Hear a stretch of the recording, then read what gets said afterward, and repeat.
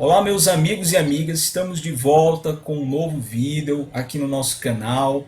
Antes de começarmos, gostaria de lembrar, como sempre, que vocês inscrevam-se, quem não é inscrito ainda, comentem os vídeos que já estão disponíveis, olhem lá no card de vídeos, deixem comentários, façam sugestões de novos vídeos e compartilhem, sobretudo compartilhem aqueles que vocês mais gostaram.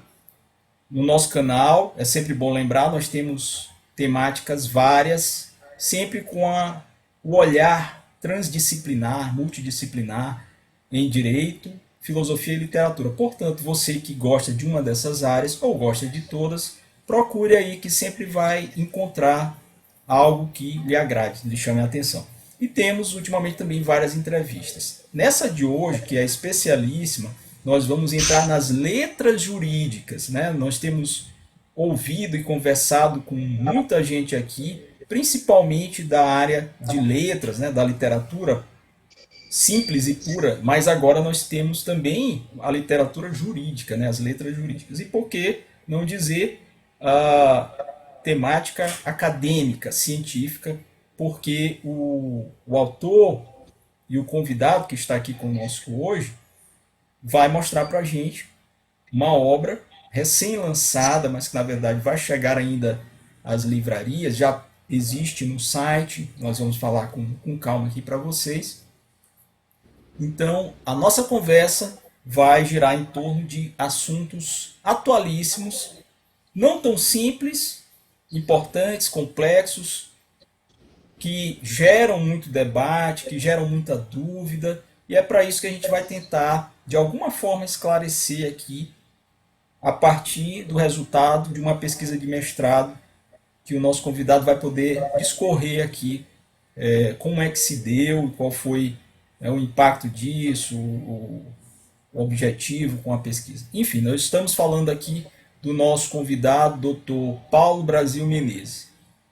Ele é juiz de direito no estado do Maranhão, mestre em direitos fundamentais pela Faculdade de Direito da Universidade de Granada, na Espanha, é mestre em direito constitucional pelo Instituto Brasiliense de Direito Público e atuou como pesquisador visitante no Centro de Investigação de Direito Constitucional Peter Hebel, na Universidade de Granada, e é membro da Associação Internacional de Direito Constitucional e da Associação Brasileira de Direito Processual Constitucional, ABDPC. Estou falando com o Dr. Paulo Brasil Menezes, que lançou agora, recentemente, acabou de sair, no site da Juspodium, para você que tiver interesse, o livro Fake News, Modernidade, Metodologia e Regulação.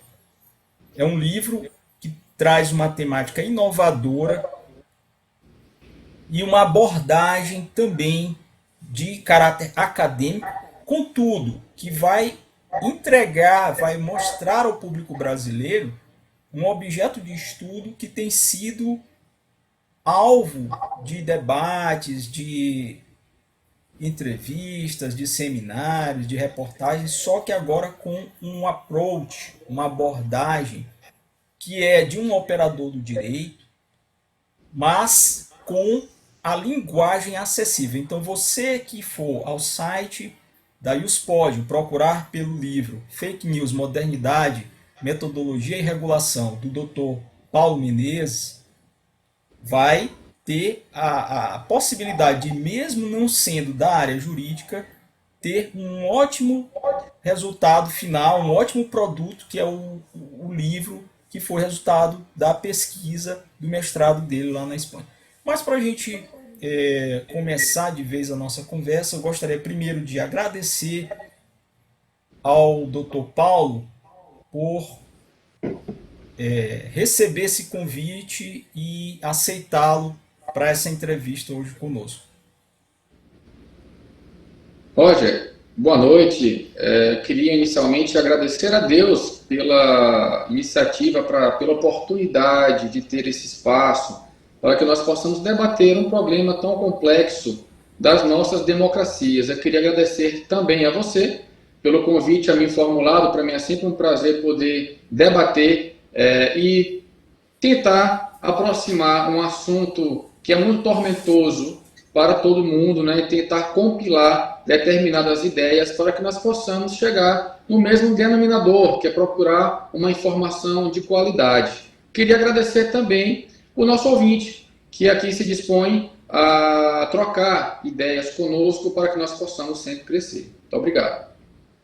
Pois bem, então, doutor Paulo, para a gente começar aqui esse nosso bate-papo, no livro Fake News, Modernidade, Metodologia e Regulação, o senhor afirma que as fake news não são uma falsa novidade. Na verdade, são uma falsa novidade dentro da sociedade da informação. O que são, afinal, doutor Paulo, essas fake news e quais são as suas principais características? Bom, essa sua pergunta inicial já é aquela pergunta que todo mundo deseja escutar, né? Que todo mundo deseja levantar e provocar a uma pessoa, seja em qualquer conversa que esteja acontecendo. Primeira dificuldade de se conceituar ou de se trazer um contorno semântico para que seja o fenômeno das fake news é algo muito complexo. Da mesma forma, o fato de ser complexo não pode ser um obstáculo para que nós possamos iniciar um princípio de conceito, né? Ou um princípio de um estabelecimento temático sobre esse tipo de notícias. Antes de responder essa sua pergunta, eu vou fazer uma consideração sobre essa sua afirmação, quando nós divulgamos no livro que as fake news não são novidades ou um falso argumento. Por que as fake news são um falso argumento? Porque não vem de hoje, né? Não vem dos momentos atuais, não vem da modernidade. O fenômeno das fake news ocorre, já vem de civilizações antigas. A questão é por que tanto diálogo, por que tanta retórica, tanto no espaço discursivo da arena política, como no espaço cibernético, para estabelecer o que é que seria fake news? Porque nós temos dois momentos no mundo que trouxeram a lume dois acontecimentos políticos democráticos que viabilizaram uma mudança de postura no espaço público digital. Em 2016, a eleição do presidente Donald Trump, dos Estados Unidos, e as relações políticas travadas com o Brexit, né, em relação às interferências ou à saída do Reino Unido, da Inglaterra, da União Europeia. Esses dois momentos foram aqueles marcos principais que demonstraram um fato muito interessante, que notícias fake news, ou notícias falsas ou fraudulentas, vamos chegar um pouco mais na frente sobre essa ideia, não vem de agora, vem de antes, mas potencializaram por meio das redes sociais, por meio do instrumento da internet.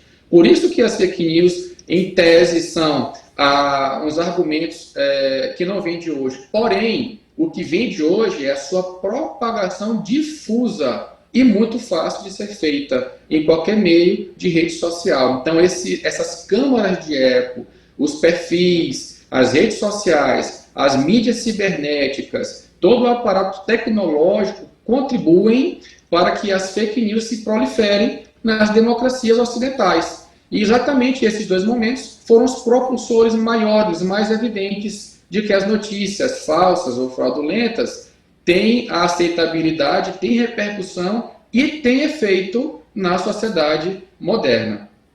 Mas então, o que seria uma fake news? Ou o que é o fenômeno da fake news? Ou o que são fake news, né? Essas notícias. Aqui eu já vou colocar uma premissa que todo mundo entende fake news. Quando eu falo todo mundo, claro que eu me refiro à grande maioria da população, costuma sinonimizar as fake news como notícias falsas. Claro, são notícias falsas, mas não é só isso, é muito mais do que isso, né? Além de se entender as fake news como notícias falsas, temos que entendê-las também como notícias que são apresentáveis para a sociedade. Muitas vezes, por um começo de verdade, né? Existem muitas notícias fake ou fake news que iniciam com verdades, mas que depois acabam sofrendo um processo de manipulação, transformando essa verdade em um fato um pouco distorcido da realidade. Ou seja, ele se apresenta como verdadeiro e depois ele se distorce na sua própria verdade. Então, fake news, além de ser notícia falsa, é uma notícia inverídica, é uma notícia indeterminada, é uma notícia alternativa, é uma notícia que se apresenta como verdadeira, mas que no meio do seu processo de divulgação desse fato, ele acaba não tendo essa veracidade tão comprovada, porque ocorreu uma certa distorção. Então, fake news são esses fatos que são paradoxos, né? São fatos que trazem desconforto para uma sociedade. Esse é um núcleo semântico que nós podemos estabelecer para o que seja fake news. Mas, claro, aqui até o nosso ouvinte pode estabelecer e sugerir para nós uma outra ideia, né, que vai abarcar, haja vista que o tema é um tema muito amplo. Pois bem, e o senhor já trouxe dentro dessa sua primeira resposta sobre as fake news alguns dados que nos levam a esses elementos, né, que a gente vai formando essa convicção em torno de um fenômeno que, como o senhor mesmo acabou de dizer, não é nada novo, mas agora ele toma um corpo diferente, né?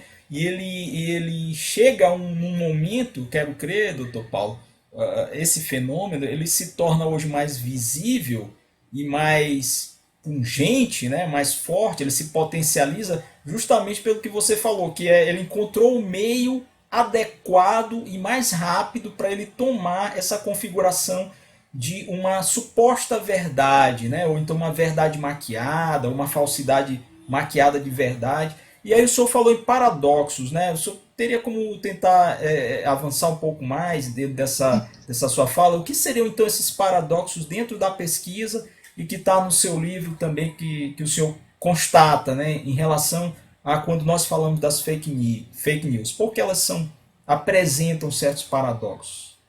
Essas indeterminabilidades que as notícias fraudulentas costumam evidenciar para a sociedade, porque isso sim é o que se deseja, ou seja, quem propaga fake news tem um objetivo, tem um desejo de inserir a dúvida, não a certeza. Né? Sim. Ou então a certeza para um fato que é falso para poder passar a ser verdade. Ou seja, quer estabelecer uma informação para uma sociedade, mas que no fundo vai desinformá-la. Isso é o sentido de uma fake news. Então é um paradoxo. Por que é um paradoxo? Por que as fake news vivem num paradoxo? Porque ao mesmo tempo em que a internet democratiza espaços de participação, ao mesmo tempo em que qualquer pessoa que tenha um aparelho, um smartphone simples que seja, não precisa nem ter pacote de dados, basta ter um acesso Wi-Fi gratuito em algum local, ele pode falar pelas redes sociais o que ele quiser, o que ele desejar, Sim. o que ele achar conveniente. E às vezes, nem sempre o que ele acha conveniente é de fato uma notícia verdadeira, uma notícia apresentável, uma notícia que vai construir algo emancipatório na sociedade. Então as fake news, elas trabalham com alguns paradoxos. Eu posso estabelecer aqui três para poder explicar um pouco melhor ao nosso ouvinte.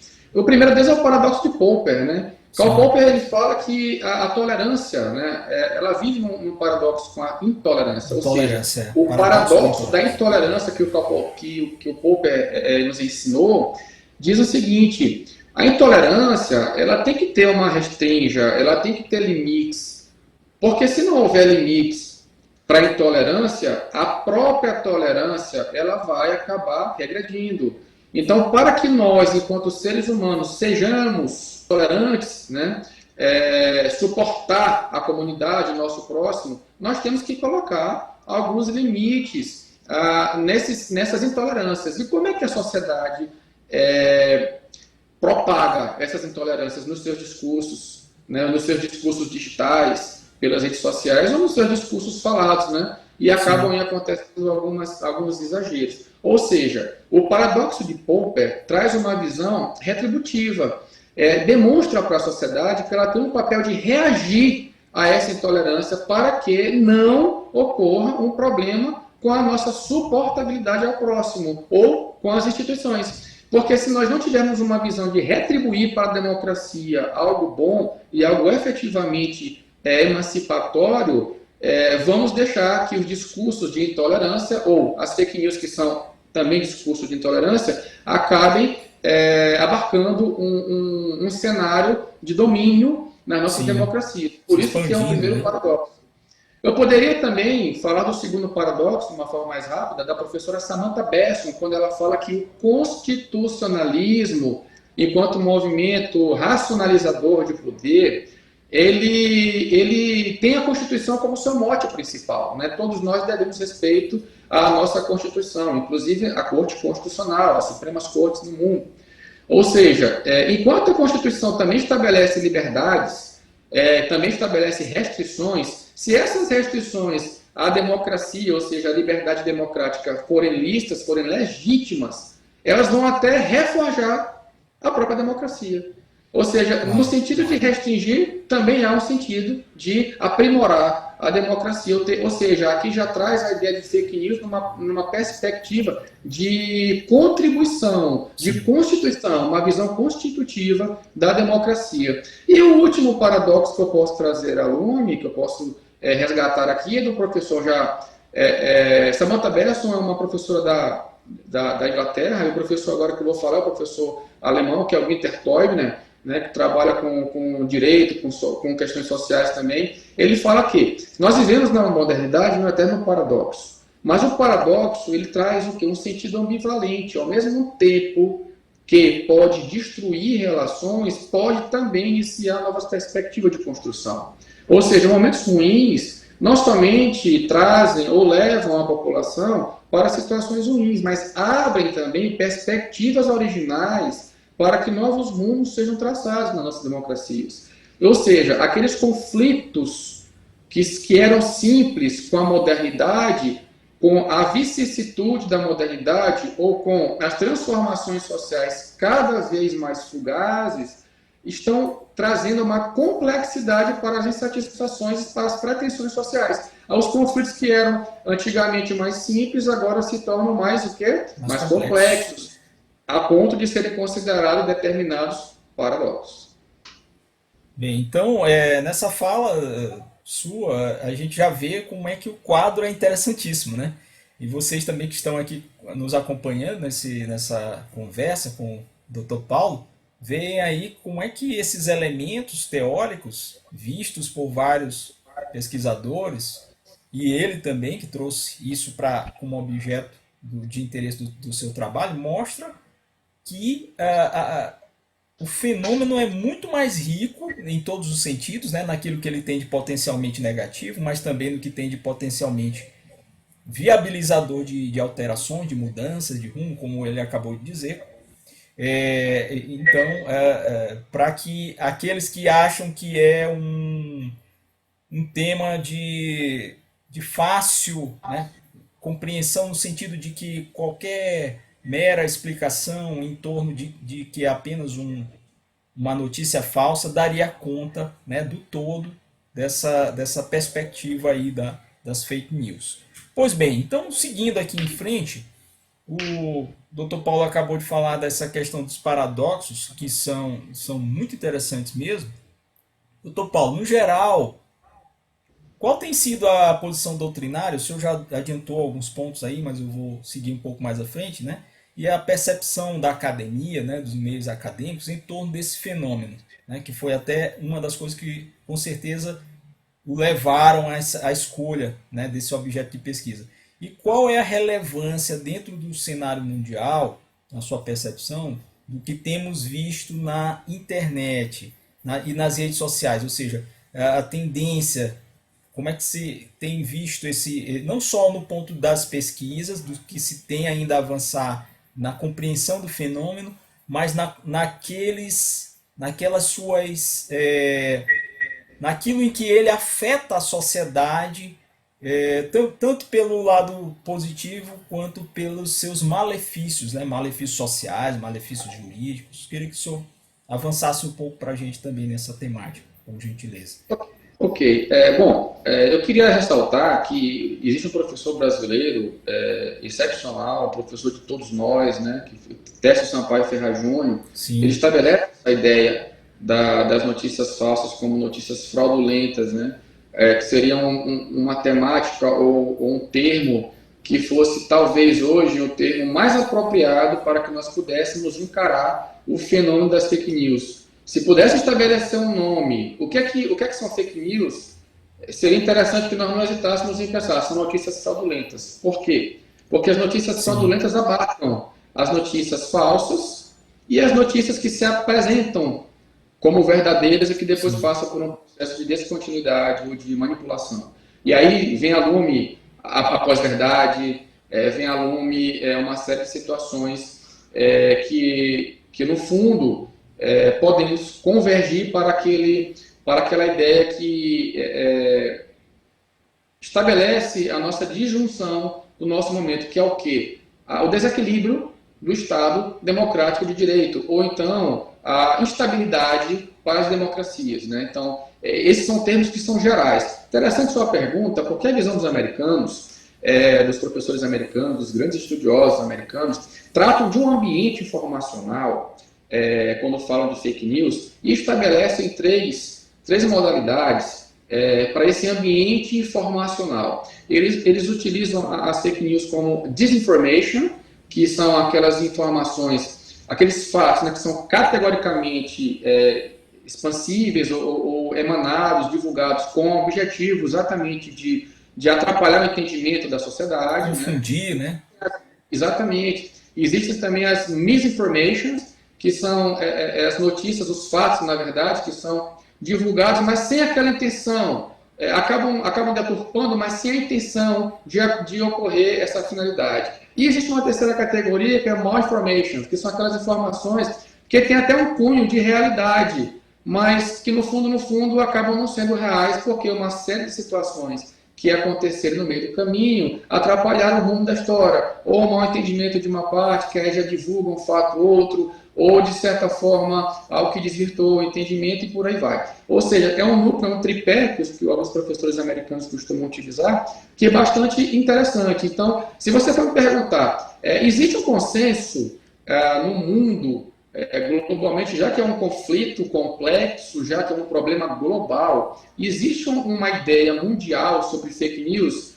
Não, você pode perceber e entender autores portugueses, autores espanhóis, né? Eu posso ressaltar aqui o professor Francisco Balaguer Callejon, que até prefacia Ele a prefacia obra, a sua obra, né, doutor? isso, catedrático da Universidade de Granada, que estudioso do tema de há muito tempo. Existem professores da Austrália, professores americanos, professores brasileiros que às vezes se digladiam no bom sentido da palavra para estabelecer esses consensos. O que é desinformação? O que é fatos alternativos? O que seria teoria da conspiração? Sim, O que sim. seria boatos? Né? É, Isso aí seriam ou não seriam notícias fraudulentas? Então, creio eu que se fôssemos adentrar em aspectos mais específicos sobre esses pontos, a gente vai acabar contribuindo para trazer mais desinformação para o público, porque o que nós queremos é aclarar a mente de todos nós, inclusive a perfeito. minha, a sua, de todos que se debruçam pelo tema e de toda a população que às vezes não tem acesso à literatura que tem sido Isso. propagada. Né? Então, é melhor entender as fake news como algo que desinforma ou que leva a um caminho que às vezes desestabiliza completamente o nosso sistema democrático. Só que isso é muito difícil, às vezes, de se perceber na prática. Né? Por quê? Porque aí eu posso adentrar já numa especificidade, Roger, das fake news, que elas têm um outro tipo, né? Ela tem aquele tipo de como é que ela se manifesta. Ela pode vir uma notícia expressa, mas ela também pode vir e costuma vir bastante de forma subliminar. Sim, Então, isso sim. dificulta a sociedade de entender o que seria a fake news. Até porque existe aquela grande frase, né, a célebre frase do líder que colaborou com Hitler, Goebbels, né, quando É fala Goebbels. que aquela mentira, quando ela é pronunciada várias vezes, ela acaba Se tendo tornou um uma quê de verdade. verdade, né? Então, isso são situações que acontecem na nossa sociedade que todos nós estamos aqui para aprender e para tentar separar o joio do trigo, o que é informação e o que é desinformação. Até porque, né, doutor Paulo, nós todos estamos sujeitos a elas, né? Desde as pessoas, eu percebo muito isso, eu sou um cara muito crítico dessas realidades, né? Como o senhor também é, isso está provado no livro, nesse livro, que é que mesmo, ou seja, todos os patamares de esclarecimento, lógico que quem tem menos fica mais suscetível, né, a cair nessas notícias, a ser levado por elas, a mudar de comportamento por elas, a fazer algo, a tomar um comportamento às vezes até ilícito, né? Enfim, o acreditar mesmo piamente, aí de forma ingênua. Então, desde quem está lá na base da sociedade até quem tem mais esclarecimento, quem tem formação, né? Vamos colocar dessa forma, tem que ter um cuidado enorme, porque são muitas formas e como o senhor bem acabou de dizer, muitas delas até algumas escancaradas, claras, né? Não há dúvida disso. Outras que são facilmente falseáveis, né? Você encontra ali, isso aqui não corresponde à verdade. E outras que eu reputo que são as mais perigosas, elas têm artifícios tão ardilosos, né? Elas são tão bem montadas, a notícia é tão bem maquiada, a intenção da notícia, o emocional da notícia, ou a forma de dizer a notícia ser expressa, seja num magazine, num jornal, num site, até num jornal televisivo, vá lá, né? Que é uma coisa que mais na frente eu gostaria de retomar isso aí, que é a questão da imprensa, como é que fica, né? Mas, sobretudo, voltando aqui para a internet, né? O senhor falou aí nas mídias alternativas, a gente tem visto isso muito, né? Infelizmente, né? Infelizmente, não é a regra, né? Tem muita gente séria fazendo, inclusive mídia alternativa nessas redes, nessas plataformas. O YouTube é uma delas, né? Muitas vezes eu tenho certeza, eu já faço isso muito. O senhor quero crer que faça também, vez ou outra a gente assiste um televisivo, né, ou acompanha a programação de uma rádio, que hoje você também vê a rádio, né? Antigamente a gente só ouvia. Verdade. E tem aqueles produtores de conteúdo independentes, né? Eu sou um caso, mas não trabalho, né, com esse tipo de produto, então eu estou fora dela. Mas tem aquele pessoal que fala muito sobre política, fala muito sobre, enfim, todo tipo de coisa voltado mais para o social, né, para o sociopolítico. E aí entram todas essas questões, inclusive uma das que o senhor tocou, que eu acho que isso é perigosíssima, que são aquelas teorias de conspiração, né? Que elas acabam. Bem, algumas são risíveis e você apenas se diverte com elas, mas tem outras que, dada essa flagrante maquiagem, né? Essa falseação, esse falseamento da verdade a partir de certos fatos que, se encadeados, podem levar a gente a achar que de fato, olha, isso faz sentido. Ele está mostrando aí várias provas de que isso que ele traz para a gente é verdade. Mas no real, né, lá no final das contas, você vai achar algo que não cheira bem. Né? E isso é também um objeto talvez que dificulte muito, como o senhor bem acabou de dizer, esse consenso terminológico, né? Esse consenso conceitual que os pesquisadores buscam aí ainda, né? Mas já de certa forma já deixando para a gente essas categorias, aí já começa a ficar mais claro.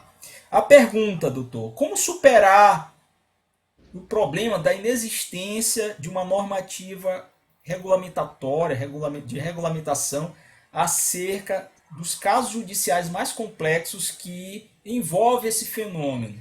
A saída para essa ausência, essa inexistência de normativa, estaria de alguma forma no diálogo judicial entre as cortes internacionais, está em buscar no direito comparado talvez uma solução provisória, porque muitos casos com certeza passarão a chegar ao judiciário, né? Se ainda não há muitos, mas com certeza chegarão. Gostaria de ouvir Verdade. sobre isso. Bom, você tocou no ponto que é bastante interessante para todos nós. Eu só queria pegar um pouco do final da sua consideração anterior e falar que, às vezes, a sociedade global, né, ela tinha um péssimo costume, e ainda tem, é uma prática que vem se desenvolvendo, de querer repassar tudo que se recebe de Sim, informação e evita e não muito, né? faz, Muito. esquece de fazer o fact-checking, né? Que É, seria aquela análise de veracidade. Você pode perguntar, tá, mas eu posso não saber se era totalmente verdadeiro, então não repasse. Repasse só que você sabe que é verdadeiro, né? Então, o que acontece? O que eu quero dizer com isso?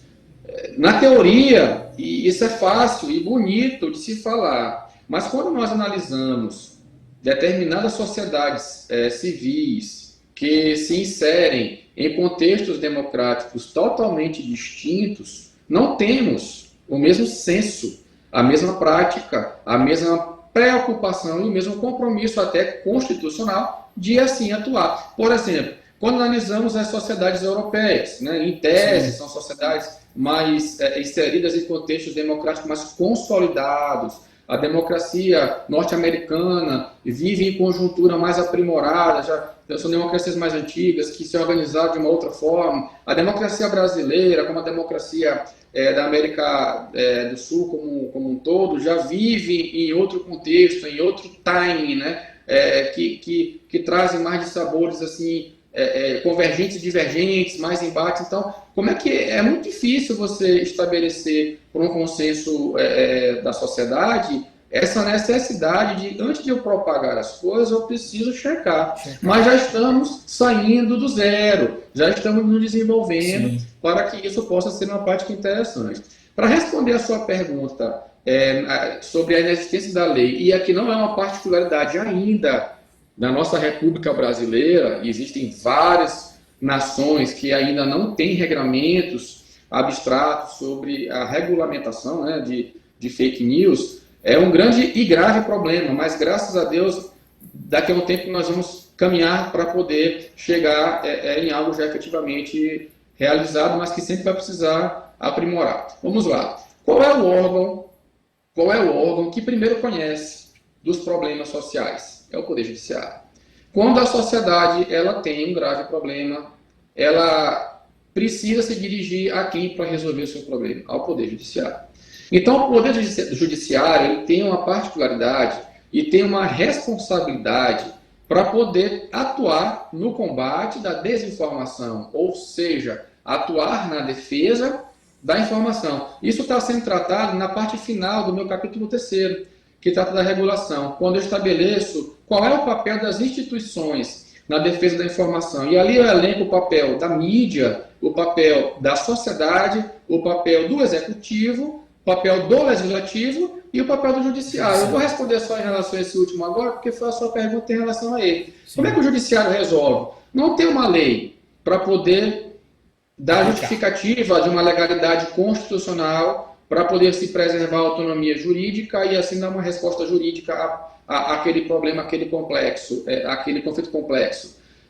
Ou se tem a lei, e a lei ela é obsoleta, porque as mudanças tecnológicas e as mudanças com a modernidade são tão rápidas que acabam ficando obsoletos os fatos de uma forma bem célere, né? Como é que o judiciário pode fazer? Ele pode utilizar exatamente dessa visão compartilhada. Por que não? Por que não se pode olhar ao redor? Por que não posso olhar para uma corte vizinha? Por que não posso olhar para uma corte constitucional que está em outro contexto social, como a Alemanha? Por que não posso olhar para uma Suprema Corte americana? Por que não posso olhar para a corte chilena ou colombiana, aqui na nossa América do Sul? Por que não posso olhar para o continente africano e verificar a corte da África do Sul, por exemplo? Ou seja, eu estou falando aqui de multiplicidade de visões jurídicas, de cortes constitucionais, que já, por algum momento ou não, já vivenciaram esses problemas, ou também estão vivenciando, da mesma forma como nós estamos enquanto Brasil. Então, um diálogo judicial internacional seria uma possibilidade de o Poder Judiciário estabelecer ou construir uma decisão jurídica com elementos jurídicos com base em situações que aconteceram no direito comparado. Né? Por que isso? Porque quando o juiz, quando a corte, quando o ministro se debruça sobre um caso complexo que às vezes não tem regulamentação, a Constituição tem alguns argumentos, alguns princípios que instruem a autoridade judicial para construir a sua racionalidade jurídica. Só que, às vezes, o princípio, até mesmo a regra, ela tem um conteúdo aberto. Se você Sim, não conseguir analisar contornos da própria lead, do próprio contexto formador da sua corte e do próprio conjunto de informações, já que com a globalização as cortes têm conversado com mais evidência entre si, você acaba não tendo uma decisão talvez tão jurídica e tão efetiva. Ou seja, se o momento da modernidade, ao mesmo tempo que traz vários problemas, como as fake news, mas também traz a possibilidade de as cortes se aproximarem, né, e sim. estabelecerem uma congruência para esses princípios, estabelecerem uma interpretação que possa ser eficaz. Por quê? Porque no Estado vizinho, no Estado nacional do outro continente, teve efetividade, por que não no nosso? Agora, claro, se eu pego, ou se eu busco, se eu internalizo na minha decisão nacional, na minha decisão interna, um julgado internacional de uma corte em outro contexto, eu preciso fazer uma contextualização. Eu preciso trazer um critério, passar por um procedimento que vai acoplar ordens constitucionais distintas, para que as soluções sejam exatamente compatíveis com os problemas que estão sendo analisados. Pois bem, então realmente acho que a visão, concordo com o senhor, a visão é por aí. É buscar no direito comparado, é buscar nos tratados, né? Nas convenções, que muitas vezes também podem dar alguma luz, e na jurisprudência, né? Nas decisões desses Interessante, tribunais, exatamente interessante você narrar os tratados internacionais, constituições convenções, né? nacionais, estados nacionais. Nós temos também determinados regramentos que são infralegais e infraestatais, e às vezes são até particulares de várias pessoas jurídicas que trabalham com esse controle, né, ou seja, de entes Isso. privados. Existem várias regulamentações privadas, né, ou seja, nós temos Códigos de regulamentações ética, né, doutor? de Códigos de normas, isso, códigos de conduta, exato, de né? empresas, de Podem ser um conglomerado, parâmetro, né? Um né, parâmetro ali para o magistrado, né? Para o julgador, né? exato. Nós temos normas de hard law e normas de soft law. Sim, Pronto, sim, seria, sim. isso, seria essa a ideia. E o que é que acontece? David Law é um outro doutrinador bastante falado na literatura mundial. Ele trata da liberdade de expressão que está em jogo, não tem como você não falar de fake news sem falar da liberdade de expressão. Ele trata da liberdade de expressão como direitos constitucionais genéricos.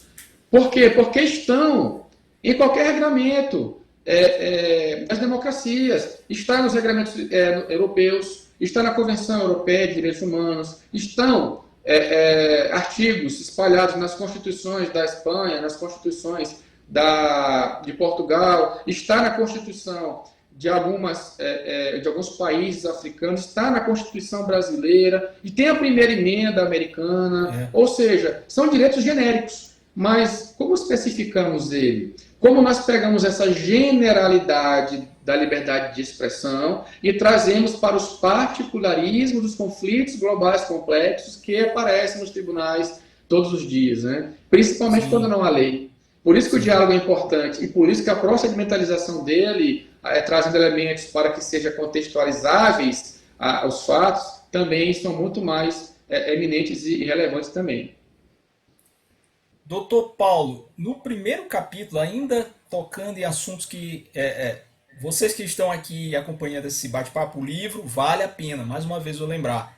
Fake News, Modernidade, Metodologia e Regulação, do Dr. Paulo Brasil Menezes. Juspodium, quem quiser comprar, tá lá, né, na editora.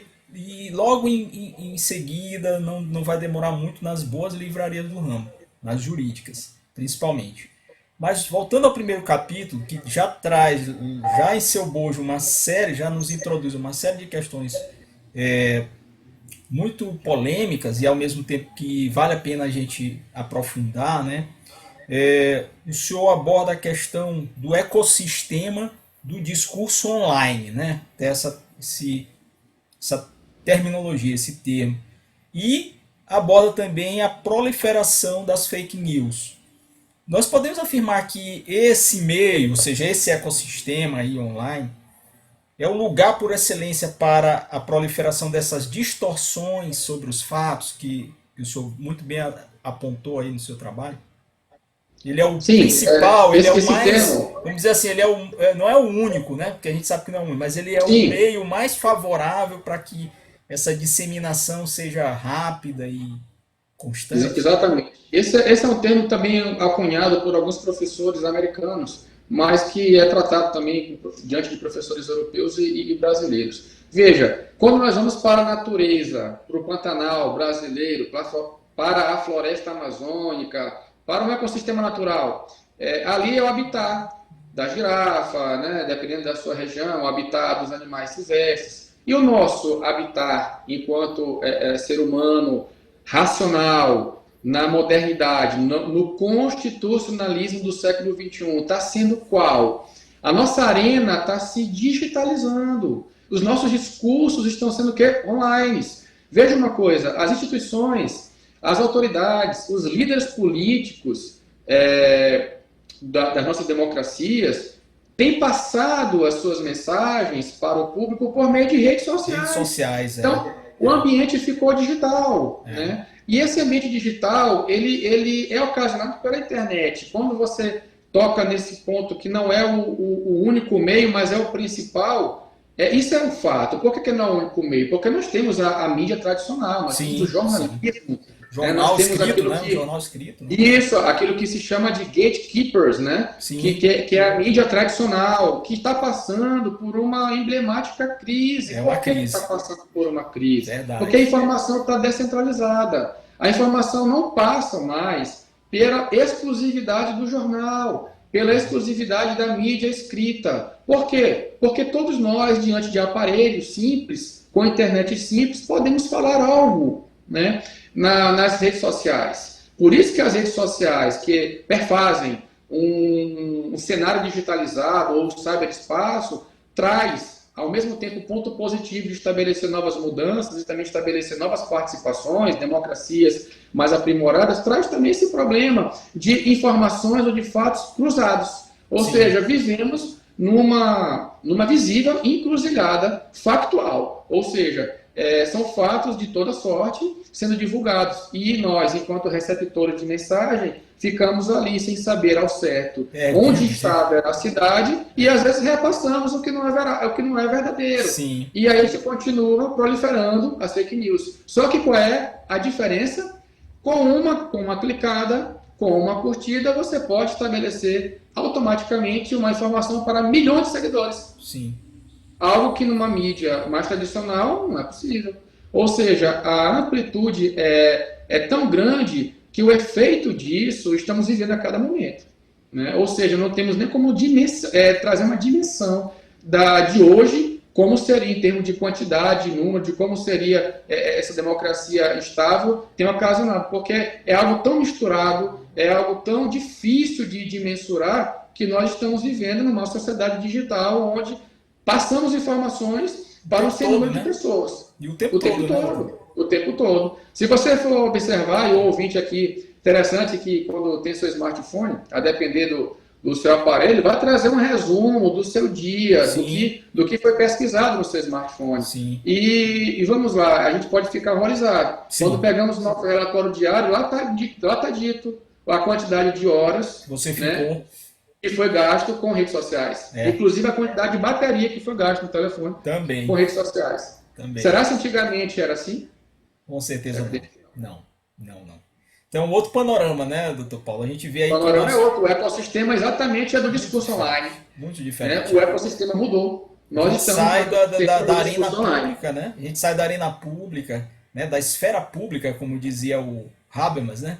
A esfera pública, exatamente. Que é aquele lugar onde você vai lá para falar, né? Para dialogar, para ter aquelas ilocuções comunicativas, aquelas trocas comunicativas, né? O discurso que tenta convencer, que tenta formar um consenso ou não. E hoje a gente faz isso em outro plano, que é muito mais amplo, como você bem acabou de dizer, e é rápido, né? O espalhamento é rápido. Se antes eu falava para uma plateia de poucas pessoas, 10, 50, 100, uma pessoa, né? Hoje eu falo para um número incontável de pessoas, né? E quando a fake news quando é elaborada de uma forma aprimorada, ainda traz o convencimento para a população. recebe. Sim, E aí sim. corre o perigo de você viver alienado, viver desinformado num ambiente que a informação deveria agir. Ou seja, vivemos aquela revolução 4.0, né? É, Estamos, acredito que estamos na revolução, na quarta revolução. A gente fala em curtir, nós falamos em tuitar, nós falamos em repassar, em divulgar, em colocar em perfil, em analisar Facebook, Instagram e outras redes. Até o verbo, a gramática se mudou, né? descaracterizou ou até se ampliou, na verdade, É, né? se ampliou. Determinados termos tecnológicos Surgiram, né? adentraram a gramática, Neologismos. né? Neologismos surgiram, né? Exato, exatamente. E aí a mídia que poderia ajudar a trazer um combate à desinformação e defender a informação, ela acaba também trazendo um problema maior, porque ela é pequena diante dessas mudanças. Ou seja, a tecnologia ela traz uma velocidade tão grande que, infelizmente, a sociedade civil organizada, os poderes constituídos, eles têm que correr para poder tentar É, alcançar, né? Porque é humanamente impossível acompanhar, estabelecermos um acompanhamento acompanhar. com a tecnologia Constantemente, né? atual. Ficar ali um observatório, uma vigilância contínua, é muito difícil mesmo, né? Exatamente. Difícil para as instituições, difícil para os mídias tradicionais, né? Então, realmente, Exatamente. Difícil para todos por nós. exemplo, enquanto um jornal tinha que interromper sua programação para poder dar um furo, né? Até isso, doutor, a gente não ouve mais tanto falar em furo de reportagem, né? Não tem mais Verdade. furo de reportagem pelos grandes meios, porque quem toda hora está furando é o cara que está passando na rua e viu um atropelamento e filmou e mandou a imagem para lá. É alguém que estava ali no meio de uma manifestação popular, explodiu uma bomba e caiu em cima dele ou perto dele. Ou ele estava ao É lado e verdade. aí ele, naquele mesmo momento, ao vivo, transmitiu para um sem número de pessoas. Então, realmente, como você E por falou sua aí, vez, podem pegar os vídeos, manipular e trazer outra informação. também ainda tem isso, né? Que é um outro elemento Já que tem isso. torna mais complexo ainda a questão, que é assim, eu filmo, eu compartilho, tá ali o conteúdo original da minha filmagem e a partir daí ele pode, como você acabou de dizer, como o senhor acabou de dizer, ele pode passar por uma série de outras manipulações que vão dar um sentido outro, totalmente diferente do que foi captado na filmagem original, né? Ou até mesmo Exatamente. colocar uma narração que não existia, né? Alguém falando alguma coisa por cima, é E aí, muito. quando o cidadão não faz o fact-check, não fiscaliza, não analisa, não supervisiona, não faz aquele accountability que tem que fazer, acaba acontecendo o quê? Gerando mais desinformação. Mais e mais, cada vez mais. Quais as principais modalidades de fake news? No seu trabalho, o senhor aborda isso? Existem mais Pois, de uma fake news? sim, estabelecemos 5 modalidades. Volto a dizer que o assunto é muito amplo. Na verdade, foram 5 modalidades, 5 tipos que colocamos como sugestão, né? Pode ser que, com o passar do tempo, tenhamos novas ideias, né? E de acordo com a sugestão do ouvinte, que muito útil para mim, porque a ideia é construirmos um livro juntos, porque o destinatário desse livro somos todos nós, a A sociedade sociedade, né? mundial, para que nós possamos crescer, exatamente. Então, eu posso elencar como primeira modalidade de fake news aquela modalidade quanto à veracidade informativa. As notícias são fictícias e elas são reais. As notícias fictícias é o tradicional, são as fake news propriamente ditas, né, as notícias falsas. Mas as notícias reais também podem ser utilizadas para depois serem passadas por um processo de desfragmentação e acabar trazendo uma outra informação que não aquela inicialmente gerada. Por isso que também pode ser, você pode falar que não, mas se você teve uma mudança, se você teve uma manipulação, então ela acabou ficando falsa. Sim, existe essa crítica, mas não retira a gênese verdadeira da notícia. Sim, Ela sim, nasceu apresentável. sim. Então ela tem o cunho real, o cunho de realidade. É o primeiro tipo de fake news. O segundo tipo, quanto à intenção informativa, elas são notícias de ordem e notícias de desordem. Isso é interessante. O que seria notícia de ordem, as fake news? Existem muitas fake news que têm o objetivo de mostrar para aquela classe social que já está ali separada pelos perfis, pelos elementos de mineração chamados de algoritmos, né, nas suas respectivas bolhas, nas suas ilhas cibernéticas.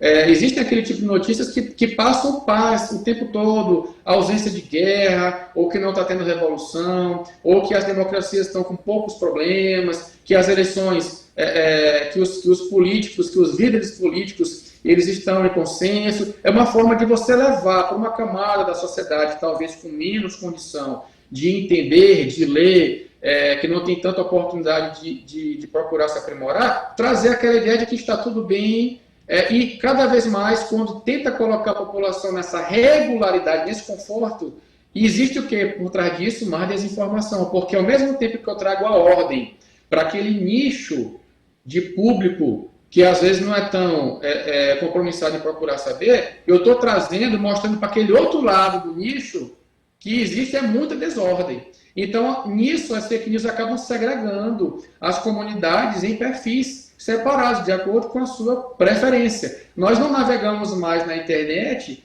com aquilo que queremos só olhar, mas com aquilo que os algoritmos nos mostram ou nos levam a sempre permear novos rumos. Então, eu posso elencar também como um terceiro tipo de modalidade fake news, as fake news expressas e as fake news subliminares, que eu já até falei aqui. Isso aí são fake news que são propagadas de acordo com a propagação, né? As expressas são óbvias, aquilo que se olha, que se percebe, que se visualiza. A subliminar, aquilo que você fica na dúvida, é aquela que você fica com aquele sentimento de dúvida e acaba, às vezes, não checando e acaba propagando uma desinformação. Ou ela é tão bem feita que você propaga de fato como se fosse verdade, você mesmo se enganou com ela e acabou propagando uma notícia que foi subliminar. O outro tipo de modalidade, bastante interessante na modernidade, trata da tecnologia utilizada das fake news. Ou seja, essas fake news têm a deepfake e a shallow fake. A deepfake são fake news que tratam que se utilizam na inteligência artificial. Utiliza a imagem de uma pessoa, troca o som, troca a fala, e você tem um líder global falando algo que não era para falar. Mas, na verdade, não foi ele que falou. Foi outra pessoa que utilizou da voz dele, que se utilizou da sua visibilidade, né? Isso aí requer um aparato tecnológico mais aprimorado, né? Por isso que são geralmente notícias mais sofisticadas e que já tem um efeito muito mais convincente para o receptor da mensagem. E existem as shallow fakes. As shallow fakes trabalham com algumas técnicas artificiais, mas que são vírus mais amadores, né? Que não têm o costume de mudar a imagem das pessoas, mas tratam assim, de uma forma um pouco mais simples, mudanças de informação. Por isso que o nome shallow, né? Shallow fake são aquelas notícias que você já evidencia que de fato existe uma grande chance de ser fake news, né? E aí acaba você alertando, tendo aquele sinalzinho amarelo que acaba lhe alertando e você acaba parando ali com aquela notícia. Elas não usam, via de regra, a tecnologia da inteligência artificial, usam técnicas de montagem de vídeo, como se costuma ver na internet hoje em dia. E o último tipo são contra a temporalidade das fake news. Elas podem ser notícias urgentes, ou notícias a curto prazo, ou notícias eletivas, notícias a médio prazo ou a longo prazo. Eu posso dar um exemplo aqui de uma fake news que são urgentes. Por exemplo, a mudança, estávamos neste ano, espero que no auge, um tempo atrás, né, porque espero que estejamos passando já para uma outra realidade de minimização da pandemia.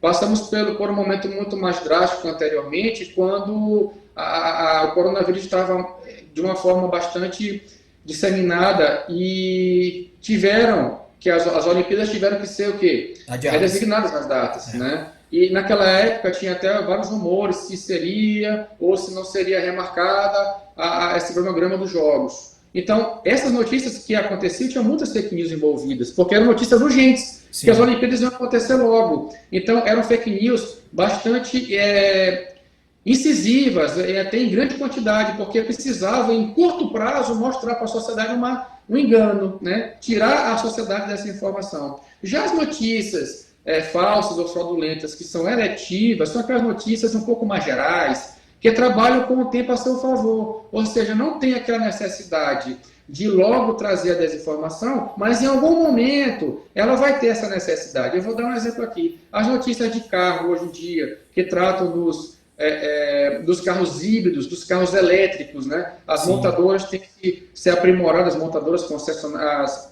as marcas de carros, montadores de carro têm se aprimorado nessa tecnologia, só que são tecnologias que estão chegando a passos não tão largos assim ainda, né? Ou seja, são notícias que estão começando a adentrar como notícias dissimuladas, mas que não precisa ser para amanhã. Né? Ou seja, eu posso trabalhar no prazo mais interessante para divulgar. Outro exemplo, os cursos à distância. A pandemia mostrou uma série de cursos que ocorrem agora de forma virtual. Né? E quantas fake news não acontecem com cursos que são divulgados que não existem? Né? Que ainda se divulga que daqui a 4, 5, 6 meses vai acontecer um curso tal, com o professor respectivo, e às vezes não tem isso. É só para poder levar a sociedade que gosta daquele assunto para um perfil específico. Ou seja, quando o propagador da fake news trabalha com o tempo a seu favor, ele faz fake news urgentes ou faz fake news eletivas. São essas as 5 modalidades que estão elencadas no nosso livro. Muito bem. Então, passando para a próxima pergunta, como fazer o balanço entre a questão da liberdade de informação e a da liberdade de expressão em tempos de fake news, né? Porque são dois elementos, né, que estão aí albergados nas cartas constitucionais, né, que são 2 direitos, né, muito nobres nas democracias, que são justamente a liberdade de informar, juntamente a um direito, né, que também se tem a informar, a informação, e uma liberdade de expressão, né, que é bem até mais ampla até do que o outro. E aí direitos caros, né? Direitos caros que foram construídos caríssimos, né? Caríssimos. Né? E para a gente terminar a pergunta, afinal de contas, doutor Paulo, nós temos ou não temos o direito a notícias lícitas e verdadeiras, né? Levando em conta também esse pêndulo aí entre o direito de informar e o direito de expressar. Bom, isso aí você trocou num ponto que é crucial para o assunto fake news. Não se tem como tratar de notícias fraudulentas sem você trazer à baila do discurso a liberdade de expressão. Mas primeiro ponto estratégico para essa resposta é: fake news é divulgação de fatos fraudulentos e não de opiniões. Isso é importante. As opiniões, elas não são fake news. Fake news são fatos divulgados, fatos inverídicos, dissimulados, contra conhecimentos, é outro termo também utilizado. Sim. Fatos alternativos, fatos fraudulentos. Ou seja, por que eu estou falando isso? Porque uma coisa é liberdade de expressão, de manifestação, de opinião. Outra coisa é liberdade de informação. Né? Então eu posso me expressar, eu tenho a minha liberdade de me expressar, de exteriorizar o meu pensamento.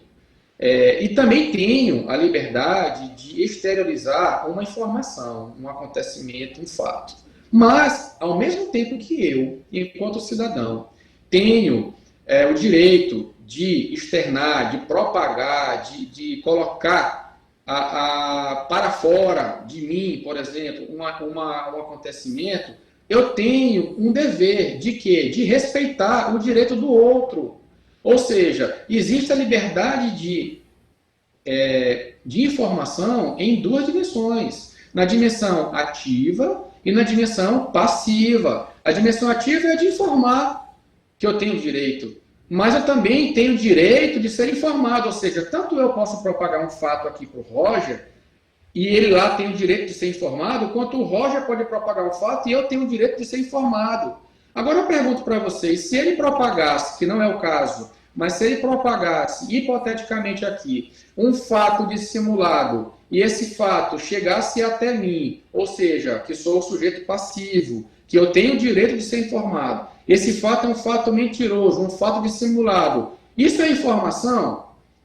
Se vai me colocar em uma situação de dúvida, isso é uma informação, de fato? Isso não é informação. Isso passa a ser desinformação, então eu tenho direito a uma informação lícita. Eu tenho o direito de receber uma informação genuína, eu tenho o direito de receber uma informação primorosa, uma informação, porque o que é mentira não é informação, é uma informação negativa, né? no cunho do termo. Então, para poder eu divulgar um fato, eu tenho esse direito, mas eu preciso respeitar o receptor do fato, ele tem que receber o fato lícito. Então, todos nós, enquanto sociedade, como temos também direitos fundamentais para propagar notícias, temos também direitos fundamentais também de receber notícias. Só que essas notícias elas têm que ser verdadeiras, porque se forem falsas, não são notícias que crescem ou que estabilizam uma ordem democrática. Né? Aí vem um gancho para a sua pergunta, Roger. E a censura? Eu Sim, volto a trazer essa reflexão. Será se uma notícia falsa, visualmente falsa, comprovadamente falsa, que atrapalha o meu direito fundamental na sua modalidade passiva de ser informado, se houver uma restrição a esse tipo de situação, isso é de fato uma censura? não, Talvez não, não né? vejo como, Talvez. eu não vejo como censura. Não vejo. Porque seria interessante, Roger, existe aquela ideia, tá? As fake news elas acontecem porque eu tenho a liberdade de expressão, ou a liberdade de expressão é que limita, ou a liberdade de informação é que limita as fake news. Veja, eu tenho a liberdade de expressão, eu posso me expressar, mas as fake news ela não ocorrem com a liberdade de expressão em tese, elas também são fomentadas por elas, mas Sim, são transpasses de fatos, então ocorrem com a liberdade de informação. informação. Sim, Exato, então eu posso informar algo errado, mas errado. quando esse algo errado chega no receptor e esse receptor ele tem direito a um acontecimento, a uma informação verdadeira, se houver uma restrição, isso não é censura. Sim, Porque eu não posso trabalhar com a repressão, eu tenho que trabalhar com a prevenção. claro, claro. Porque depois que acontece um fato dissimulado, como é que você consegue reprimi-lo? Como é que você consegue contingenciar os efeitos deletérios naquela pessoa? Como é que você consegue retirar, minimizar, reduzir as implicações ruins para aquela instituição? É. Aí o estrago já está feito, né? O estrago E já está feito, ia né? ficar mais Portanto, difícil repará-lo até o judiciário repará-lo, né? Quando chegar para o judiciário é muito mais complicado, né? Como é você muito bem mais complicado, destacou. porque a velocidade é diferente. E mais, né, doutor Paulo? Lembrando aqui, refletindo enquanto você falava, é, notícias lícitas, ou seja, tem que respeitar as leis, né? As notícias, assim como são expressas, como são informadas, né? Elas têm que estar em consonância com aquilo, não só com o que a moral, né, espera e o que as regras sociais esperam, mas o que as normas jurídicas esperam, o dever ser das normas jurídicas. Não pode ser, porque eu tenho liberdade de informar, eu vou informar como eu bem entender. E a outra questão, né, também nasce aí dessa sua fala, que tem que ser verdadeira. E além de verdadeira, eu me lembrei também de um outro elemento que está dentro dessa distorção dos fatos, né, em todas essas instâncias que o senhor apontou, que é a questão do dolo, que nós não podemos perder de vista. Né? Porque, muito embora, e como foi bem colocado, está aí no seu livro e foi dito na sua fala, que nós temos aquelas que não nascem intencionalmente para serem fake news, mas, em regra, né, a gente sabe que a maioria delas, a maioria dessas notícias fraudadas, né, elas têm um conteúdo de dolo lá no seu nascedouro, né? Ela já quem bola, quem articula, quem escolhe os veículos, os meios, o público que aquela notícia vai atingir, se é determinado ou indeterminado, ele tem lá no nascedouro da notícia,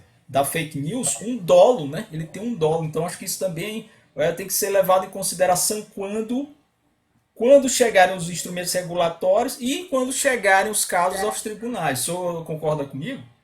Sim, porque o que acontece quando falamos dessa relação intrincada entre liberdade de expressão e liberdade de informação, veja uma coisa: quando um fato ele é propagado na sua liberdade de informação, o que ele gera para o receptor da mensagem? Opiniões. Ele gera interpretações. A gente não recebe um fato e fica calado, a gente comenta o fato. E aí o direito à informação, ele produz também o direito à expressão. E quando você, enquanto componente do corpo social, ou como o professor Ash fala, a cidade global que vivemos hoje, quando nós recebemos um fato, nós nos expressamos sobre ele. E quando se repassa um fato com a sua interpretação. E aí a multiplicidade de visões numa sociedade democrática pluralista traz também um problema multissetorial para as fake news. Eu até trato no livro de um consenso paradigmático como uma forma de estabelecer uma possibilidade de regulação global sobre essa situação. Quando eu falo o seguinte, quem é, na sociedade pluralista, adequado para dizer o que é o que não é informação, ou o que é o que não é desinformação? Se diante de vários fatos, existem também várias expressões, e se diante de várias expressões são carregadas de fatos que são reais e fatos que não são reais. Portanto, é preciso existir o quê? O que se chama de qualidade informativa, né? Eu volto a repetir, temos que ter um compromisso constitucional, cidadão, de ter a análise dos fatos antes de passarmos adiante. Quando você faz essa pergunta desse tom que você narrou agora, é imprescindível que nós pensamos assim. Ora, numa sociedade como um todo, trazer esses discursos para poder abranger e todo mundo se sentir inserido, temos que automaticamente verificar o ônus disso. Porque o que acontece é que a sociedade só gosta de olhar o bônus e esquece um pouco do ônus, né? Ou seja, eu quero participar, eu preciso participar, isso é importante para a democracia, mas eu preciso saber participar, né? E o que acontece? O propagador, o elaborador, na verdade, desculpa, eu vou até falar aqui, o elaborador, quem constrói uma notícia fraudulenta, ele sabe onde ele quer chegar. Essa informação, ela tem uma determinabilidade, ela tem uma especificidade, né? Mas como é que ele sabe? Porque ele se utiliza da internet, ele se utiliza dos elementos de mineração, ele se utiliza dos elementos artificiais que artificializam a informação, ele se utiliza dos dados que estão navegando no cyberespaço. Por isso que a importância é muito grande de se estabelecer proteção de dados pessoais, né? Com proteção efetiva de dados pessoais, o fenômeno das fake news tende a reduzir. Ou seja, claro, acabar não, mas já reduz. Quanto mais proteção de dados pessoais, menos divulgação de fake news pode acontecer. Então, o que é que acontece? Os algoritmos que estão instalados nas nossas máquinas, nos nossos aparelhos, nos perfilam, nos reposicionam, nos colocam em ilhas que quem faz a notícia? As grandes companhias tecnológicas. Elas já sabem o que eu gosto de ler, de ver, de assistir na internet e acaba me colocando ali. Mas veja só, quando a gente fala de determinabilidade das fake news, a gente se refere à intenção de quem faz. Ele sabe onde ele quer chegar. Mas quando ele propaga a informação na rede mundial, aí essa informação pode chegar para pessoas que ele nem quis chegar. Por quê? Porque aí vai ter os intermediadores como nós, que sem querer, querendo, vamos entender que aquelas fake news são verdadeiras, e a gente acaba propagando sem esse dolo, sem essa intenção. Sim, então, existem os dois tipos, né? Existe aquele tipo que o elaborador ele sabe onde ele quer chegar, mas o propagador muitas vezes não sabe e acaba sendo ludibriado, né? Verdade, Muito bem lembrado, é importante frisar isso daí, né? Destacar, porque tem essas duas nuances, esses dois aspectos aí que tem que ser levados em consideração. É um tema muito rico, né? É um tema que nos instiga. A gente pode ficar aqui falando a noite todinha. Tem muitas coisas. Se você vai puxar para um lado, tem uma questão. Puxar para outro, tem outra. E tem aquelas sub-questões, né? Tem outras coisas que estão umas dentro de outras. Isso foi até um cuidado, né? Isso foi até um cuidado que a gente teve na hora. Verdade. De sair do foco e começar a falar de problemas que são subsidiários. Então, são argumentos que nós vamos construindo à medida que a obra for se solidificando na opinião pública, né? É verdade. Doutor Paulo Menezes, qual a necessidade, então, já que a gente já falou aí desses aspectos todos problemáticos, que nos deixam muito preocupados, que nós todos estamos passíveis, né, se não tivermos essa questão toda aí de cuidarmos, na medida do possível, da proteção dos nossos dados individuais, pessoais, né, de observarmos melhor esses check-ins aí, essas coisas todas, a gente passar para falar de regulação, né? Qual a necessidade, o sentido da regulação para o espaço cibernético? É um tema que sempre volta à baila, né? O senhor mesmo acabou de falar aí, as pessoas já confundem logo, é censura, né? Não pode censurar e tal. Mas também você não pode deixar o caos, né? Você deixar assim, aquela ideia de não, as pessoas vão se autorregulando, tal. Na sua opinião, qual é a melhor saída, então, dentro disso que o senhor vem pesquisando e que também está lá no seu livro, no livro que vocês, aqui a gente recomenda, quem está assistindo a nossa conversa, a nossa entrevista, recomendo outra vez o livro do Dr. Paulo, Fake News, Metodologia e Regulação, Modernidade, Metodologia e Regulação. Então, doutor Paulo, para fechar a pergunta, qual a necessidade e o sentido da regulação para o espaço cibernético, se é possível, e na sua opinião, qual seria a melhor saída? A intervenção estatal, o Estado chegando muito forte em cima disso, né, com o aparato legislativo, punitivo e tal, ou com a corregulação, esse jogo entre, né, a soft law, hard law, entre as leis privadas e as leis, né, estatais, institucionais. Fale um pouquinho para a gente sobre isso, por favor. Eu começo respondendo sua pergunta fazendo uma reflexão.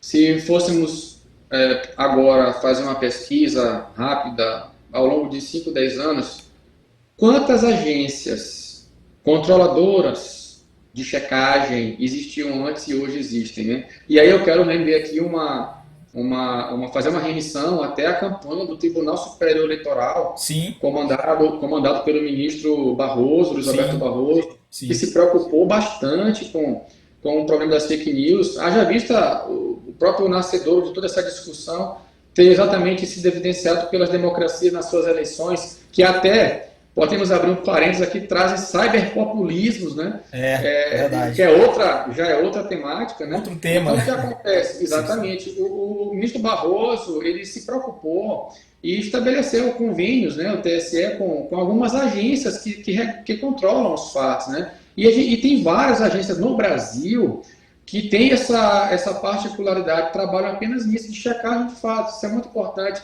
Eu vou também trazer aqui à baila o Tribunal de Justiça do Estado do Maranhão. Na atual gestão, meu tribunal, ao qual sou filiado, ele trata de algumas metas para a administração atual, e na meta número 4, ele trata de uma campanha, fake news não é legal, é a campanha titulada, ou seja, as instituições públicas estão fazendo esse papel de buscar o controle, né? Por que as instituições públicas estão fazendo esse papel de buscar o controle? Por que a sociedade civil organizada, na sua parceria democrática, como o Dworkin fala, num livro muito interessante, Is Democracy Possible Here? A democracia é possível aqui. É um livro interessante que Dworkin fala que a democracia seria interessante se ela fosse objeto de cada cidadão entendendo o sistema democrático como um empreendimento que eu faço parte, né? Ou seja, construindo juntos uma sociedade mais informada, uma sociedade mais organizada. Então, por que as instituições e a sociedade civil têm se aprimorado nisso? Porque nós não podemos deixar um espaço digital sem accountability. Nós não podemos deixar um espaço cibernético sem supervisão. Nós não podemos deixar nada da nossa vida sem supervisão. Se nós não fizermos exames médicos, nós podemos ter sérios problemas de saúde algum dia.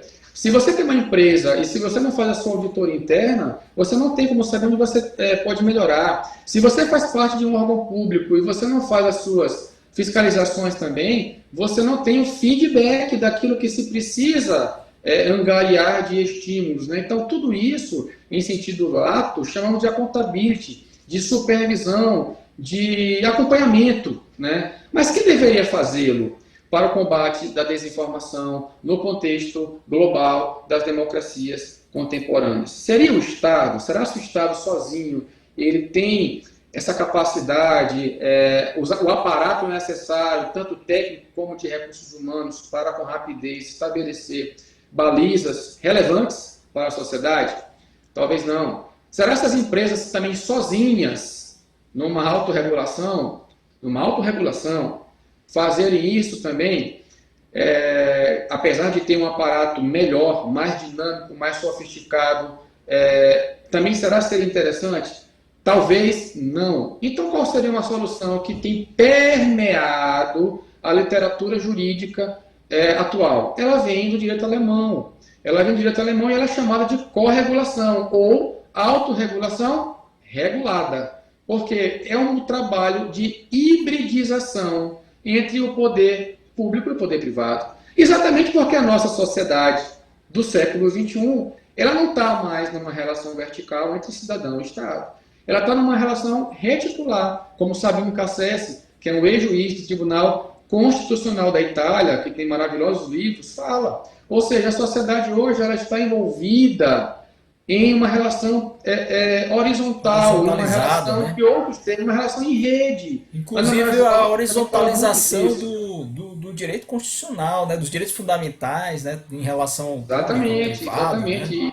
A estudiosa Anna Mary Walter, americana, também costuma falar muito disso. Ela tem vários artigos científicos nessa parte de analisar essas fertilizações, ou seja, a sociedade já está no emaranhado de relações, em que sociedade, grandes corporações e o poder público se encontram ali naquela trincheira. Né? Existe até um professor chamado Danny Roderick, que ele trata dessa trincheira. Ele fala que é um trilema político, né? Um trilema mundial, que é a globalização de um lado, a soberania do Estado Nacional de outro e a democracia em outro viés. Como é que você se acomoda nesse imbróglio? Então, voltando aqui para a sua pergunta e já respondendo, o modelo, nós não vamos dizer aqui que esse é o modelo ideal, mas nós vamos dizer que hoje é um modelo que tem ganhado a simpatia e críticas que são construtivas da literatura mundial, que é a autorregulação regulada, que é estabelecer essa hibridização entre agentes privados e agentes públicos, né? Cada um com a sua supervisão, para que possam, nas suas devidas incumbências, levar a uma democratização dessa solução. Né? Mas, claro, isso também traz alguns problemas, também, como tudo na vida, tem lados, tem fatores que não são tão benéficos, mas se você coloca na balança no momento atual, talvez os elementos que são vantajosos, eles sejam mais relevantes ou mais visíveis do que os elementos que não são tão vantajosos assim. De fato, essa participação é fundamental, né? Tem que ter o engajamento, o envolvimento democrático de todos os âmbitos, né? Acho que é bem melhor assim, e até também para contemplar várias posições sociais, né? Porque, como nós vimos aí agora há pouco, quando se fala em regular, vem logo à mente a ideia de que vai se restringir, né, direitos e liberdades e tal, e aí Exatamente. é muito fácil alguém chegar e dizer, não, mas estão cerceando os nossos direitos. Assim como também é muito fácil eu me calar, desculpa lhe interromper, mas é muito fácil eu me calar e dizer assim, não, isso é uma responsabilidade que não é minha enquanto cidadão. Isso. E eu ficar numa situação confortável. Não. Existe professor também que, em se tratando de direito digital ou de fake news, também é muito importante de ser citado. Lawrence Lessig é um professor que fala disso. Ele fala, qual é a democracia que nós queremos construir para o futuro? É aquela democracia que nós participamos juntos para resolver um problema que é complexo de todos nós? Ou uma democracia que eu deixo para o outro essa perspectiva? Onde queremos chegar? Qual é o local que seria o nosso destino numa democracia que nós vivemos hoje, com tantos problemas? E lembrando, né, no século próximo vão surgir outros problemas, talvez mais graves. Sim. Na verdade, eu creio que esses são apenas os primeiros, né? Como a gente está no início desse momento, estamos nessa transição do século XX para o XXI e de uma sociedade que era menos informatizada para uma que vai migrar para quase total informatização, né? Quase total interconexão, e aí a gente vai também já para outras temáticas conexas a essa, né? Que são interessantíssimas, que é a questão do controle das câmeras, né? Dos sistemas de segurança facial, como na China já tem, nos Estados Unidos. A vigilância cibernética. Vigilância cibernética. Você entra e sai de todos os lugares, você é filmado, você é identificado, a temperatura do seu corpo, a sua estatura, enfim, o seu sexo, né? Tudo, né? Então, se a gente for ir para esse lado, a gente vai ver que é quase que um caminho sem volta, né? Então, veja, você tocou nesse ponto importante. Se esses dados fossem efetivamente protegidos, se esses dados fossem efetivamente pertencentes a mim enquanto pessoa, será se a proliferação de fake news seria tão redimensionada como é hoje? Né? Certamente que não. Por isso que é muito importante, quando se estuda fake news, estabelecer um parâmetro ali daquilo que se chama neutralidade de rede, né? Sim.